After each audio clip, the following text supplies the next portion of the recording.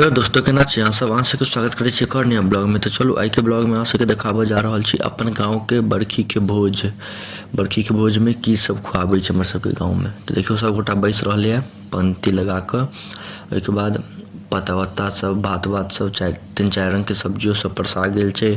चलू अहाँ सबके एकदम बढ़िया से देखाबै छी एक एक कऽ सब्जी। हम अपन हाथ से वीडियो नहीं बना रहल छी, वो हमर बगल में मतलब हमारे भतीजी छै घर के बगल के, तू कॉल के आए हम वीडियो बने हमरा दिया। ओकरा सबके लेकिन ई नहीं पता छै जे हम यूट्यूब पर वीडियो डालै छियै। ई सब नहीं बतेलिए एखन ककरो हम नहीं बतेलिए यूट्यूब पर वीडियो डालै छी। बुझियौ छुपाए कऽ केनाहु ओकरा सबसँ बनवा लेली वीडियो।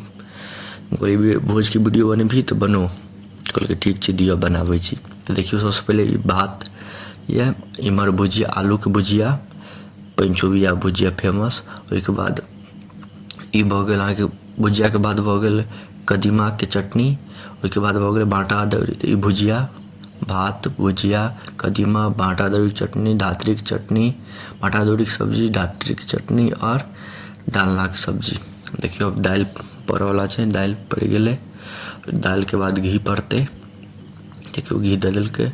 तो पहले जावा तक सबके नहीं पड़तै दालि तावा तक केओ स्टार्ट नहीं करतै। ये सब गाँव के सब प्रथा सब छै, ई लाइन में जहाँ तक पूरा नहीं हेतै। देखियो क्या भूख नहीं छलै तऽ ज़्यादा किछु नहीं खेलिए।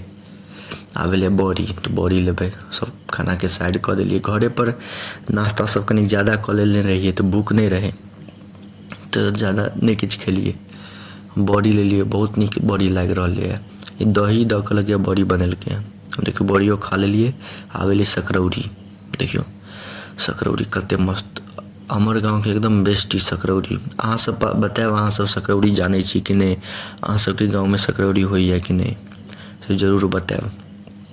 हमर गाँव के ते सकरौरी फेमस छै, एक नंबर लगे छै खाए में सकरौरी। तो देखियो सब लोग गोटा लऽ के अब खा लेलिए, सब गोटा खा के उठ गेलिए। देखियो काफ़ी भीड़ छै, पियर टी शर्ट में हम ही छी। हम अपन मुँह 1000 अहाँ सब सब्सक्राइबर पुरेबै तहने हम अपन फेस चेहरा रिवील करब। तो अहाँ सब जल्दी से जल्दी 1000 सब्सक्राइबर पुरबियो, अहाँके हम अपन चेहरा दिखा देब। तो अहाँ सब बताएं अहाँ सबके केहन लागल हमर गाँव के भोज। और एते देर तक देखो के लिए धन्यवाद। नीक लागे तो लाइक कमेंट शेयर सब्सक्राइब जरूर करब। और एनाही अहाँ सब सपोर्ट करियो, अहीं सबके सपोर्ट से हम सब मोटिवेट होइ छी। धन्यवाद।